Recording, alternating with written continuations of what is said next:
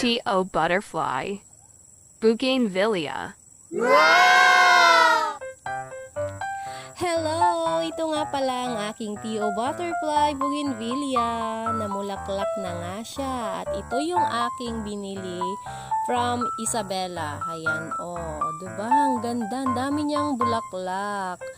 At meron na akong 5 klase ng butterfly bougainvillea.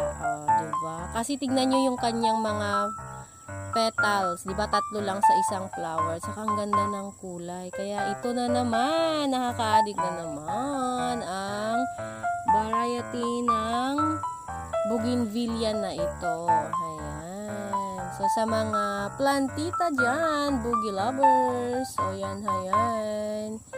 Busog na naman ang ating mga mata.